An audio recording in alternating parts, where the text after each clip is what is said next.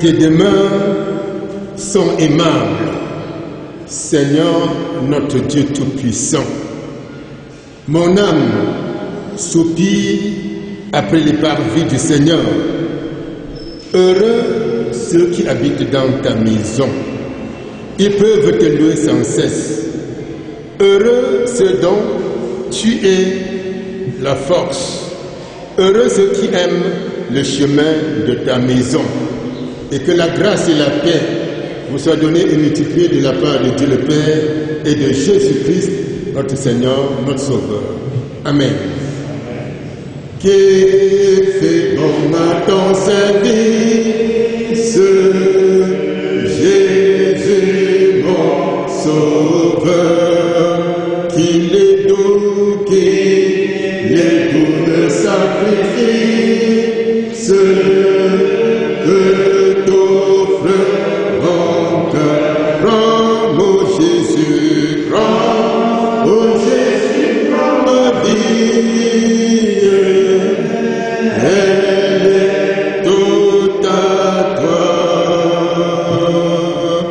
Et dans ta grâce infinie,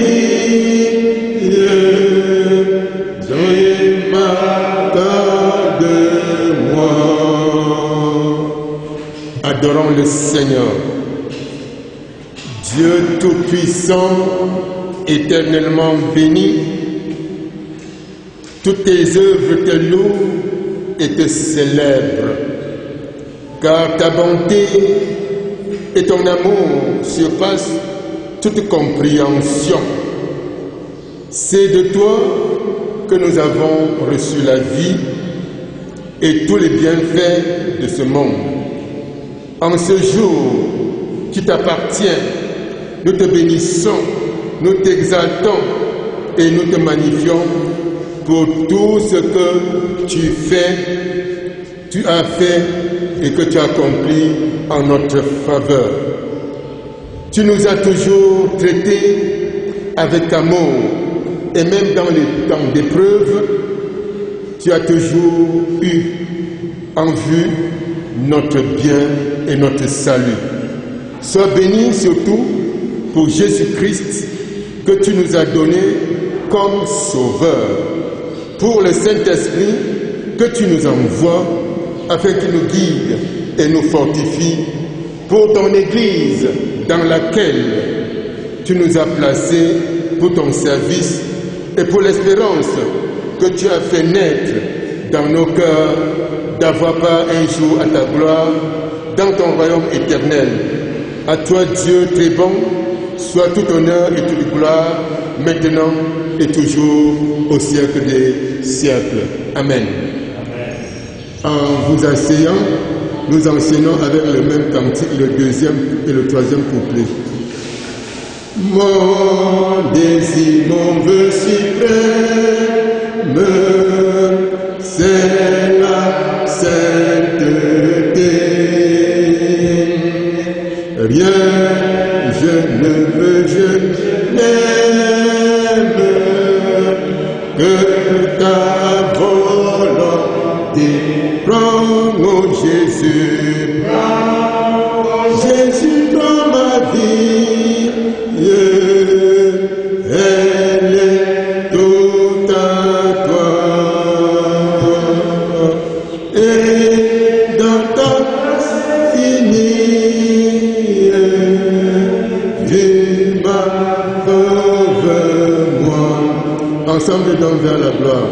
Ensemble donc vers la gloire, marchons en avant, chantons l'hymne, de victoire,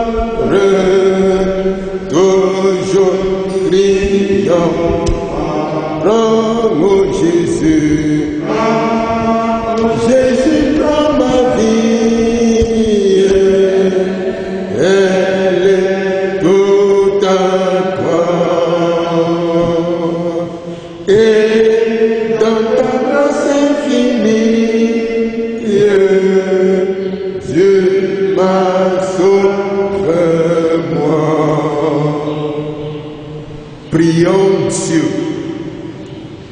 Éternel notre Seigneur et notre Dieu, nous invoquons ta miséricorde et nous voulons, Seigneur, dans l'humilité, te supplier qu'au-delà de tout manquement, de nous accorder ta grâce. Dieu trois fois saint, dont la gloire dépasse toutes nos pensées, nous reconnaissons devant toi que nous ne sommes pas dignes de paraître devant ta présence. Oui, Seigneur, nous avons fermé l'oreille à ta voix. Nous avons négligé les directives de ton esprit. Nous avons suivi nos pensées égoïstes et cédé aux convoitises de nos cœurs. En faisant le mal que tu nous défends, nous avons méprisé le bien que tu nous ordonnes. Père de miséricorde, nous te supplions de nous pardonner. Ne nous abandonne pas à nous-mêmes, mais délivre-nous, Seigneur, de la servitude du péché. Fais-nous la grâce de te servir avec bonne volonté, de tout cœur, car notre espérance est en toi. Et tout particulièrement, Seigneur, au moment où nous apprêtons à sonder les Saintes Écritures, dispose notre être, les yeux de notre entendement, les oreilles de nos cœurs, pour y inculquer ta parole de vie. Seigneur, parle, ton peuple écoute. Amen. La voix du Seigneur m'appelle, prends ta croix et viens sur moi. Je réponds, sauveur fidèle, me voici, je suis à toi jusqu'au bout, je veux te suivre dans les bons, les mauvais jours. À toi, oh, mourir et vivre. À toi, Jésus, jusqu'au bout, jusqu'au bout. Je veux te suivre dans les bons, les mauvais jours. À toi pour mourir et vivre. À toi, Jésus, pour toujours. Le moment est venu d'écouter la parole de Dieu. Pour ce dimanche, nous aurons 3 textes bibliques, à savoir Exode 34, les versets 4 à 9, 2 Corinthiens 13, 11 à 13, et Jean 3, 16, versets 16 à 18. Jean 3, versets 16 à 18. Avant les différentes lectures, prions pour demander à Dieu l'intelligence de sa parole. Seigneur, tu nous as conduits dans ta maison en ce jour et nous t'exprimons notre profonde reconnaissance. Au moment où nous voulons méditer ta parole, nous prions que tu viennes toi-même prendre les devants et utiliser puissamment ton serviteur qui va nous parler de ta part. Dispose-nous favorablement à l'écoute et à la mise en pratique de ta parole. Parle, Seigneur, nous t'écoutons, au nom de Jésus-Christ. Amen. Exode 34, versets 4 à 9. Moïse tailla 2 tables de pierre comme les premières. Il se leva de bon matin et monta sur la montagne de Sinaï, selon l'ordre que l'Éternel lui avait donné, et il prit dans sa main les 2 tables de pierre. L'Éternel descendit dans une nuée, se tint là auprès de lui, et proclama le nom de l'Éternel. Et l'Éternel passa devant lui et s'écria, l'Éternel, l'Éternel Dieu miséricordieux et compatissant, lent à la colère, riche en bonté et en fidélité, qui conserve son amour jusqu'à 1000 générations, qui pardonne l'iniquité, la rébellion et le péché, mais qui ne tient point de coupable pour innocent, et qui punit l'iniquité des pères sur les enfants, et sur les enfants des enfants jusqu'à la 3e et à la 4e génération. Aussitôt, Moïse s'inclina à terre et se prosterna. Il dit, Seigneur, si j'ai trouvé grâce à tes yeux, que le Seigneur marche au milieu de nous, car c'est un peuple au cou roide. Pardonne nos iniquités et nos péchés, et prends-nous pour ta possession. 2 Corinthiens 13, versets 11 à 13. Au reste, frères, soyez dans la joie, perfectionnez-vous, consolez-vous, ayez un même sentiment, vivez en paix, que le Dieu d'amour et de paix sera avec vous. Saluez-vous les uns les autres par un saint baiser. Tous les saints vous saluent. Que la grâce du Seigneur Jésus-Christ, l'amour de Dieu et la communication du Saint-Esprit soient avec vous tous.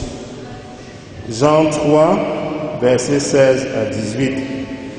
Car Dieu a tant aimé le monde qu'il a donné son Fils unique afin que quiconque croit en lui ne périsse point, mais qu'il ait la vie éternelle.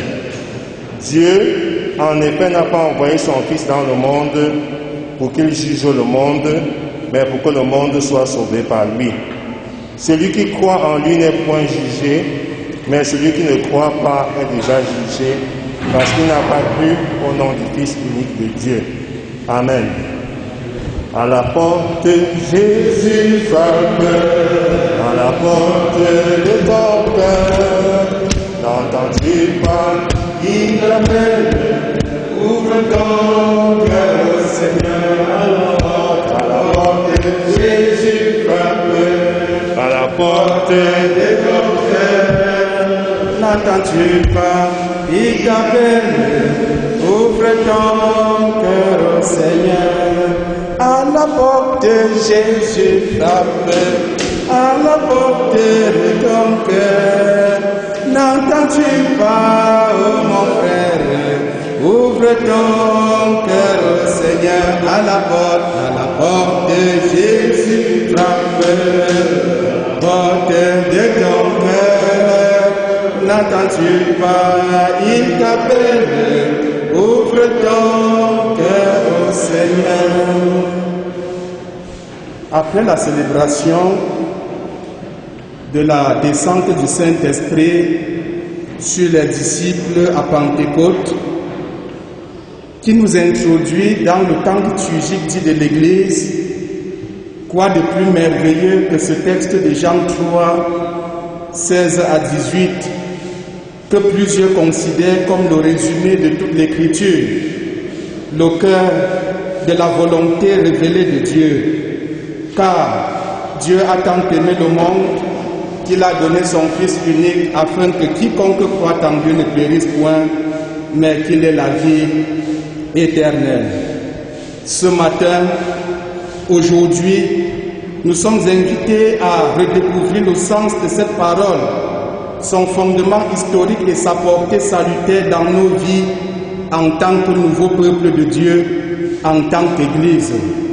Oui, frères et sœurs, dans le désert du Sinaï, Moïse vient de vivre en direct la trahison à ciel ouvert du peuple vis-à-vis de Dieu. Le veau d'or que le peuple, du fait de son incrédulité et de son impatience a fabriqué, est perçu par Moïse comme un coup de poignard dans le dos de Dieu. Comment comprendre que ces personnes qui viennent à peine de confesser la toute-puissance de l'Éternel qui les a délivrés de l'esclavage égyptien, en les faisant traverser la mer Rouge à pied, doutent de lui au point de se retrouver en flagrant délit d'adultère spirituel.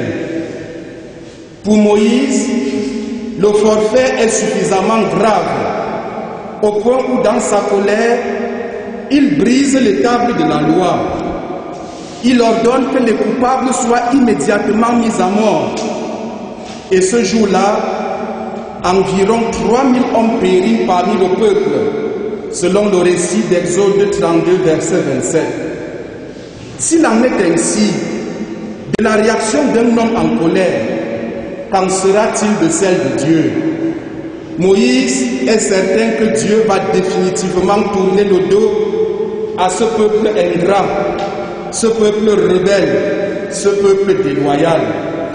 Pourtant, quoiqu'en colère et profondément blessé, touché dans son amour propre, Dieu répond à Moïse. Il lui dit, va, conduis le peuple où je t'ai dit. Il lui recommande par la suite de tailler de nouvelles tables de pierre comme les premières, de refaire l'ascension du mont Sinaï, afin que lui, l'Éternel, y grave à nouveau ces paroles que nous appelons communément les 10 commandements. Il rappelle à Moïse qui il est, l'Éternel,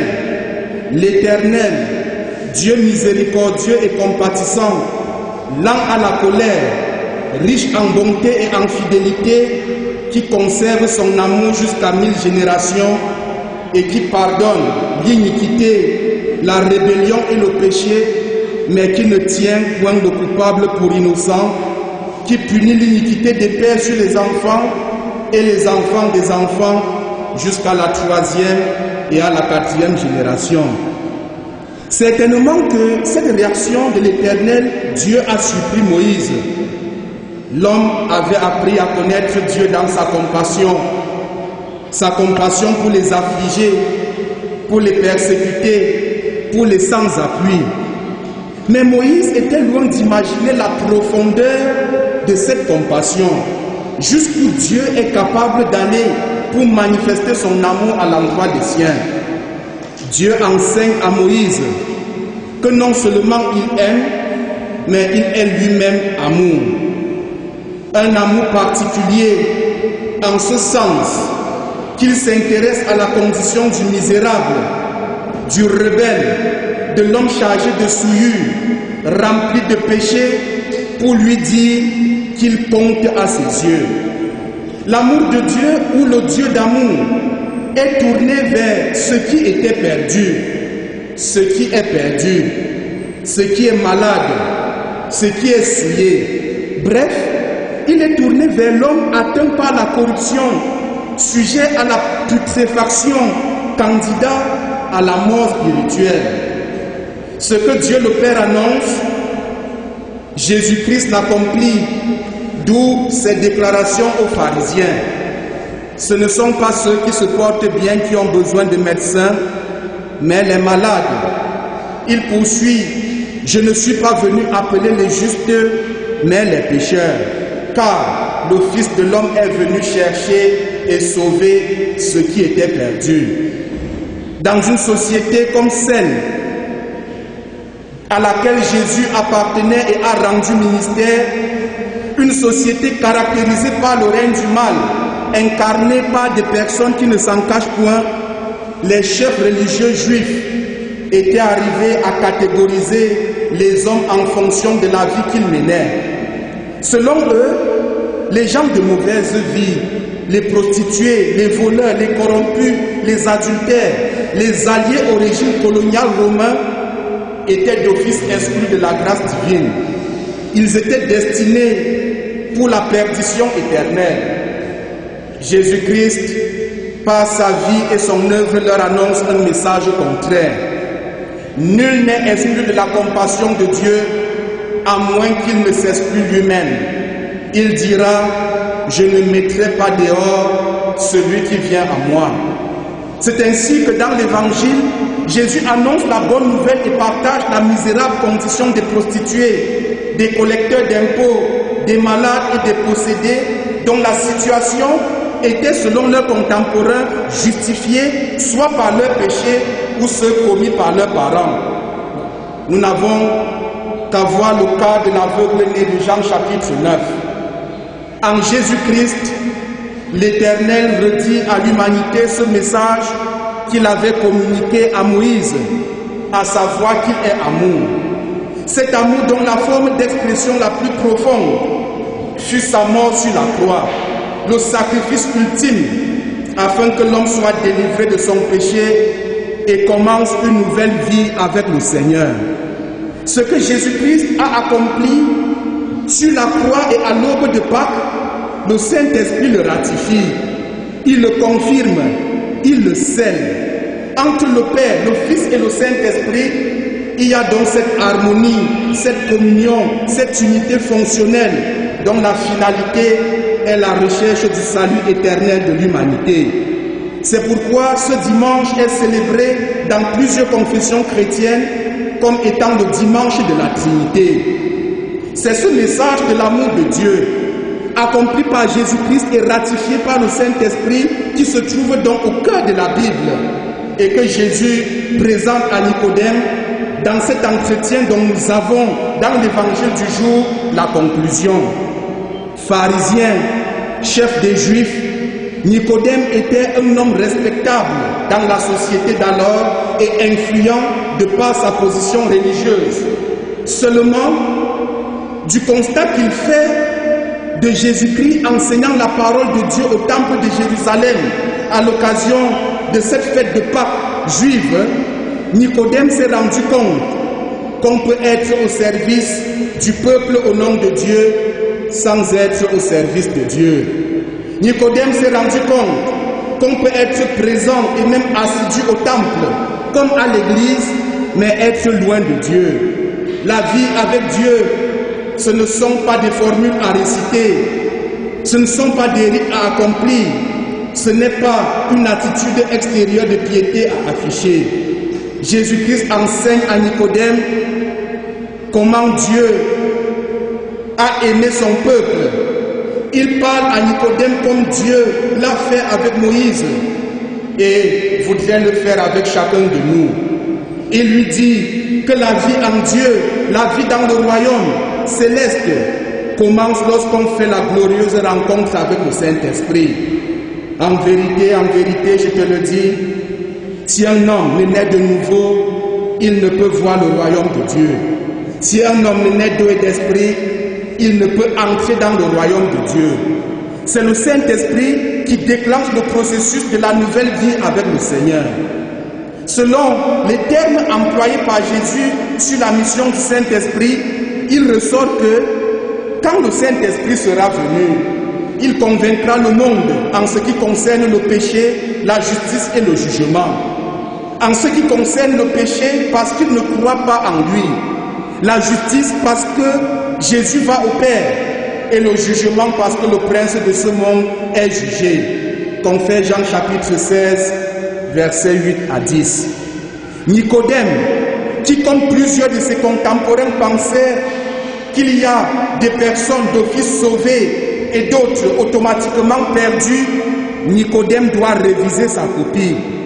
Celui ou celle qui va entrer dans l'intimité de Dieu, c'est toute personne qui se reconnaît avant tout pécheur, coupable, privé de la gloire de Dieu. L'apôtre Paul le disait aux Romains, tous ont péché. Il n'y a point de juste, pas même un seul. Nul n'est intelligent, nul ne cherche Dieu. Tous sont égarés, tous sont perdus et pervertis. Il n'en est aucun qui fasse le bien, pas même un seul. Et c'est ainsi que Dieu nous voit, qu'il nous considère. Oui, en termes de péché, personne n'est juste. C'est Dieu qui en Jésus-Christ nous justifie. Malheureusement, notre monde fonctionne un peu comme celui des Juifs au temps de Jésus. C'est-à-dire que l'homme qui est traité comme pécheur, c'est uniquement cette personne qui a posé un acte visible. Et que faites-vous? Oui, que faites-vous des vampires, des sorciers, qui rient avec vous le jour, mais qui vous visitent la nuit? Oui, que faites-vous de ceux qui semblent voler physiquement qu'on voit dans leur cœur, qui semblent prendre officiellement position par rapport à un sujet murmure dans leur cœur, qui sans être sur le terrain télécommande des meurtres, des tueries, orchestre des divisions, sème le trouble au sein des communautés à partir d'une décision prise ou d'une indifférence observée. Tenez, le mauvais état de nos routes continue à faucher des vies. Pourtant, la plupart de ces routes sont déjà réfectionnées et même réceptionnées sur du papier. Et quand il y aura un accident, le bouc émissaire, c'est le pauvre chauffeur, peut-être le mécanicien responsable de l'état du véhicule, et parfois même des passagers qui n'avaient d'autre choix que la surcharge. Je ne suis pas ici pour les dédouaner, mais si nous sommes objectifs et courageux, nous devons clairement dénoncer les principaux coupables qui sont là, dans les bureaux, tirés à 4 épingles. C'est ce qui se passe. Également, lorsqu'on attrape un voleur au quartier ou au marché, très rapidement, il passe à la vindicte populaire. Il faut voir le nombre de personnes qui accourent lorsqu'on dit au voleur et qu'il faille lyncher un de ces bandits qui font ce que j'appelle le vol de subsistance. C'est toujours une foule très nombreuse. Mais si dans le même temps, vous dites à cette foule, demain, sortez aussi nombreux pour aller réclamer vos droits. Demandez qu'en lieu et place des seaux, des bidons et autres récipients provisoires et précaires pour le lavage des mains, qu'on installe des points d'eau stables, qu'on aménage le réseau de distribution d'une eau de qualité qui atteigne les couches de la population, surtout les plus vulnérables, vous ne verrez personne. C'est triste de constater que lorsqu'on parle de manifestations publiques dans notre contexte, on pense toujours à un soulèvement, à une contestation, à la rébellion. La manifestation populaire est avant tout une forme d'affirmation identitaire. Pour dire aux autres, nous existons, nous sommes là, tenez compte de nous. Et si vous ne le faites pas, vous allez subir. Car le dicton qui ne dit mot consent est une puissante arme en politique. Vous n'avez qu'à lire l'actualité sur la réaction des Américains suite à l'assassinat de George Lloyd, ce Noir américain dont la mort a été bien comprise comme une ressurgence du racisme pour comprendre cette réalité. Mais au Cameroun, on dit qu'un journaliste arrêté est mort dans des conditions incertaines depuis 10 mois. Cela n'émeut personne. Chez nous, nous avons fabriqué nos groupes de purs et d'impurs, de touchables et d'intouchables, de ceux qui doivent rendre compte de leurs actes et de ceux à qui on n'a rien à demander, des super-hommes, des demi-dieux qui n'ont plus besoin de Dieu.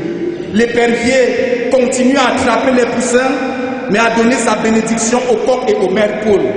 Allez chercher Jésus-Christ, mes frères et sœurs, déconstruire cette vision en apprenant à Nicodème que tous nous avons besoin de Dieu, quel que soit ce que la société des hommes a fait de nous. Car, dit-il, Dieu a tant aimé le monde qu'il a donné son Fils unique, afin que quiconque croit en lui ne périsse point, mais qu'il ait la vie éternelle. Quiconque dans cette déclaration, c'est toi, c'est moi, c'est l'autre, quelle que soit la boue, la misère, la saleté, la vie que nous avons menée ou que nous menons encore. Jésus nous dit que nous sommes aimés de Dieu, que notre vie compte pour le Seigneur, que pour nous, tout n'est pas fini. Oui, que tout n'est pas perdu, comme le pensait cet homme qui sur son lit de mort disait « Ma vie est tellement noire que je ne suis pas sûr que Dieu aura assez d'eau pour me laver. »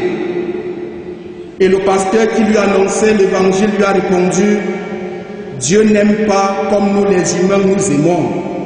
Souviens-toi du brigand sur la croix, de sa confession et de la réponse de Jésus.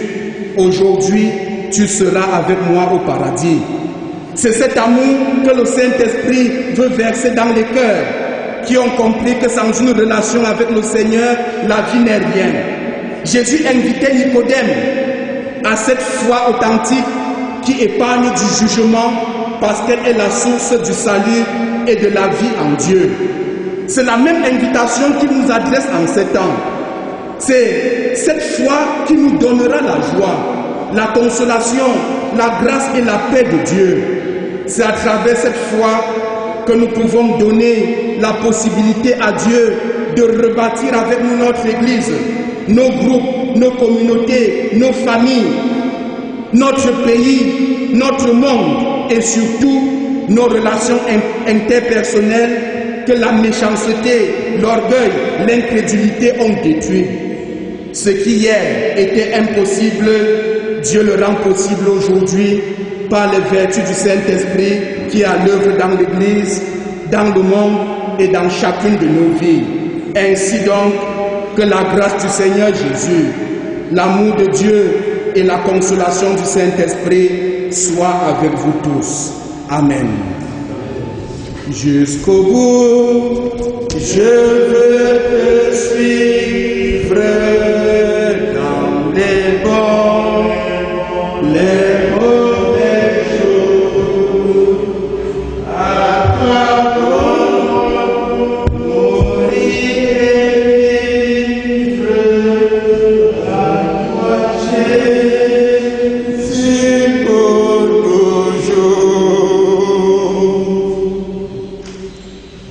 Pour marquer notre engagement à la bonne nouvelle proclamée, veuillez vous lever pour la confession de la foi chrétienne. Je crois en Dieu, le Père Tout-Puissant, Créateur du ciel et de la terre. Je crois en Jésus-Christ, son Fils unique, notre Seigneur, qui a été conçu du Saint-Esprit et qui est né de la Vierge Marie. Il a souffert sous Ponce Pilate. Il a été crucifié. Il est mort. Il a été enseveli. Il est descendu aux enfers. Le troisième jour, il est ressuscité des morts. Il est monté au ciel et siège à la droite de Dieu, le Père Tout-Puissant. Il reviendra de là pour juger les vivants et les morts. Je crois au Saint-Esprit. Je crois à la Sainte Église universelle, la communion des saints, la rémission des péchés, la résurrection de la chair et la vie éternelle. Amen. L'amour de Dieu est si merveilleux, l'amour de Dieu est si merveilleux, l'amour de Dieu est si merveilleux, oh, quel amour! Il n'y a pas de service cultuel sans offrande, pas de culte sans offrande. Père, enseigne-nous à être plus contents et plus reconnaissants, ainsi qu'à vivre avec moins. Apprends-nous à songer à ceux qui possèdent plutôt qu'à nous et surtout de nous associer davantage de ceux qui ont moins. Seigneur, voici le moment d'apporter nos offrandes pour ton service ici et ailleurs. Amen. Venez au Sauveur qui vous aime. Venez là, brisez vos frères et veut vous recevoir lui-même. Nous porterons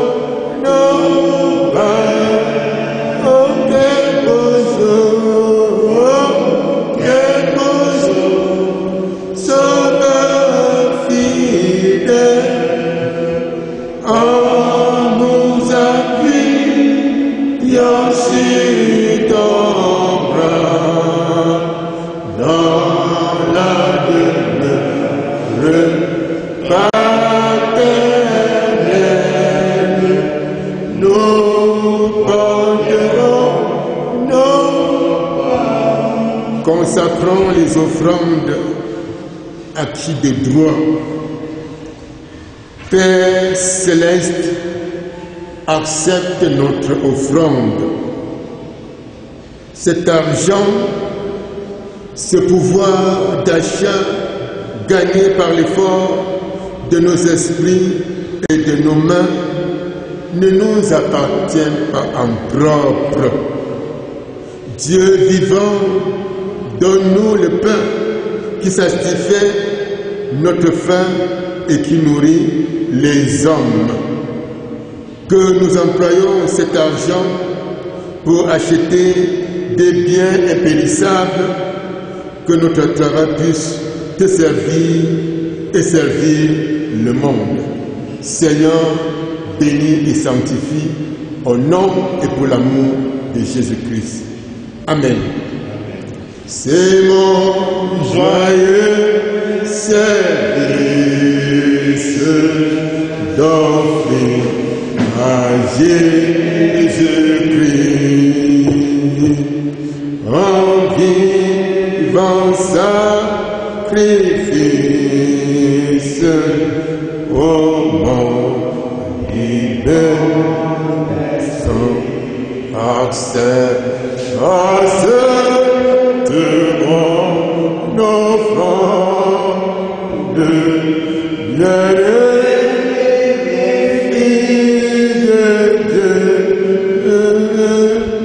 et que sur moi descende la flamme du Seigneur.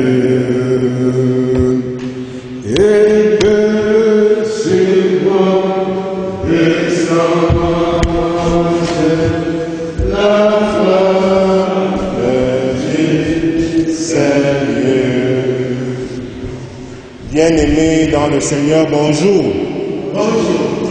Bienvenue à ce premier culte virtuel après la Pentecôte. Nous souhaitons à chacun d'entre vous un bon dimanche. Nous voulons particulièrement souhaiter bonne fête des mères à nos mamans. Et pour manifester notre encouragement et notre reconnaissance pour tout ce qu'elles font pour nous, nous avons ressuscité un vieux poème de Jean Écart qui dit ceci: ma mère que j'aime beaucoup m'a donné tout. J'aimerais cette bonne mère ma vie entière. Elle m'a soigné tout petit, on me l'a dit. Elle a balancé ma couchette blanche et proprette, m'a appris à marcher pas à pas, tenant mes bras, à dire un mot puis à tout dire, même à sourire. Si je pleure, elle me console d'une parole, et vite son baiser charmant me rend content. Je veux rendre heureuse ma mère ma vie entière. Travailler et aimer bien fort jusqu'à la mort. Jean Écart. Bonne fête des mères à toutes les mères. Nos annonces vont consister en un rappel et en quelques informations. L'offrande de Pentecôte se poursuit. Et comme nous l'avons expliqué la semaine dernière, c'est cette offrande-là que l'Église organise pour apporter un soutien aux bergers qui sont en retraite, fatigués après nous avoir servi toute leur vie durant. De même que les épouses des bergers qui sont rentrées auprès du Seigneur. Donc si vous avez votre contribution, s'il vous plaît, ne manquez pas de la remettre à la commission financière. Quelques informations à présent. Les anciens d'église sont informés que demain lundi, 8 juin 2020, ils auront conseil d'anciens ordinaire à partir de 18h très précise. N'oubliez pas de prendre vos masques en venant, s'il vous plaît. La préparation à la Sainte Seine se poursuit, commence mardi pour s'achever samedi comme d'habitude, selon le même créneau horaire.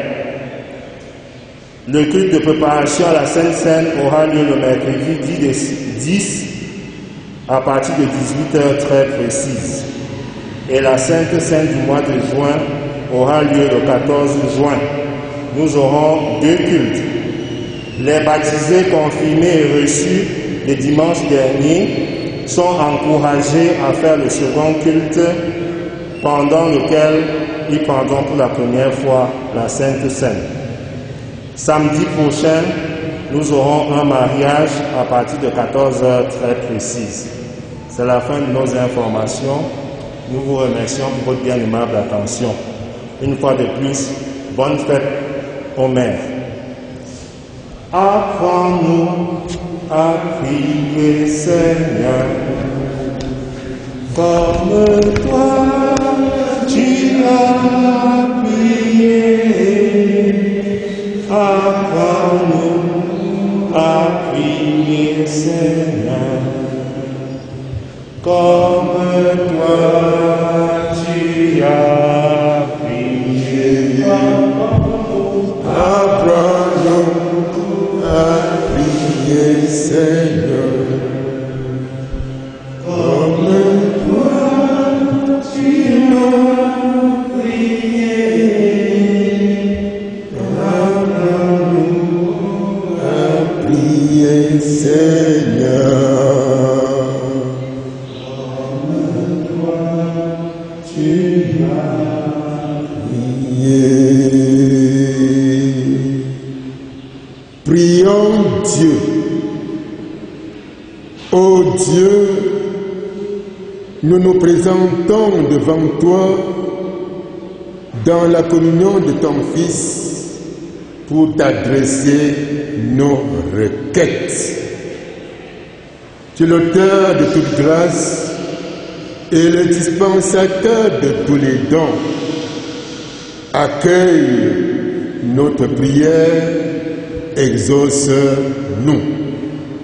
Père miséricordieux, éternel et tout-puissant, nous te supplions de continuer ton œuvre de compassion parmi nous, en particulier dans les hôpitaux, les infirmeries et les cliniques. À l'heure où Covid-19 nous tient au garde à vous.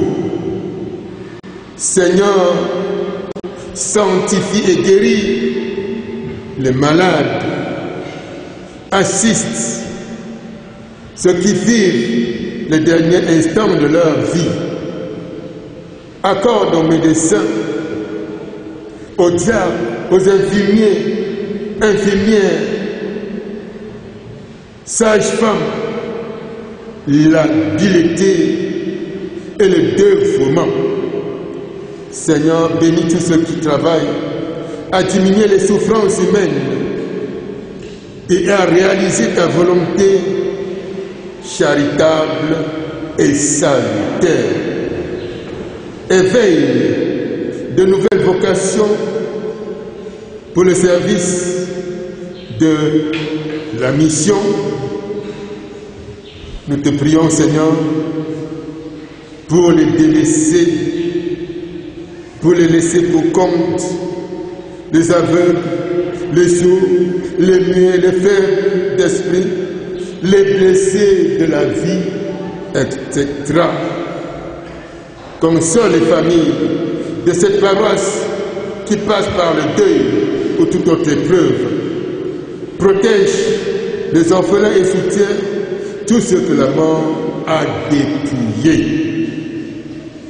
Affermis nos frères et sœurs dont la foi est chancelante, éclaire le chemin de ceux qui cherchent, relève ceux qui sont tombés, viens au secours des désespérés, apaise les tourments des hommes.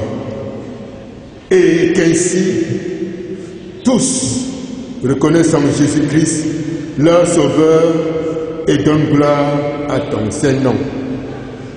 Entends nos prières, entends nos voix monter vers toi.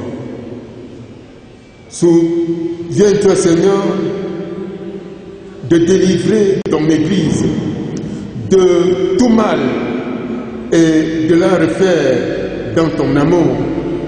Veille sur toute Église et donne-lui, Seigneur, de rendre témoignage fidèlement. Nous te prions pour notre nation, pour notre pays. Accorde aux autorités, comme à nous, Seigneur, de rechercher en toutes choses ce qui unit dans la justice et dans la paix. Soutiens au Père le courage des hommes qui travaillent à promouvoir la paix, à l'instar, Seigneur, des journalistes et de tout agent de paix. Seigneur Dieu, accorde avec bonté les prières de ton Église, et permet que nous puissions te servir fidèlement et dans la paix tous les jours par Jésus-Christ, notre Seigneur et Sauveur, de qui nous devons cette requête, et cela dans la station debout.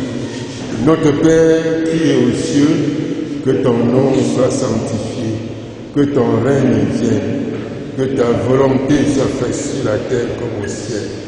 Donne-nous aujourd'hui notre pain de ce jour. Pardonne-nous nos offenses, comme nous pardonnons aussi à ceux qui nous ont offensés. Et ne nous soumets pas à la tentation, mais délivre-nous du mal, car c'est à toi qu'appartiennent le règne, la puissance et la gloire pour les siècles des siècles. Amen.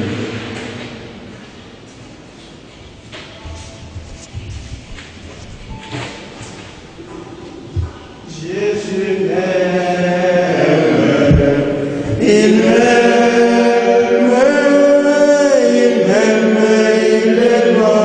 pour moi. Jésus m'aime, il m'aime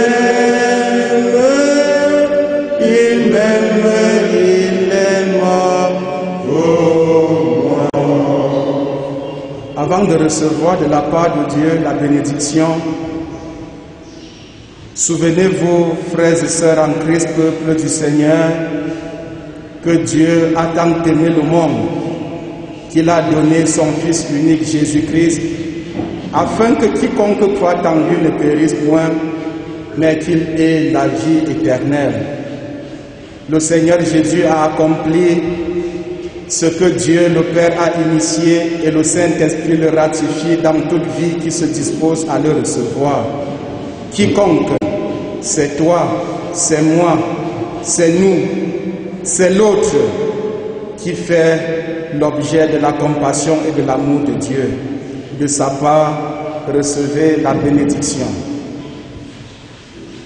Que le Seigneur se souvienne de vos vies et qu'il y déverse son amour par les vertus du Saint-Esprit, afin que vous débordiez de joie, de paix et d'espérance dans un monde très difficile.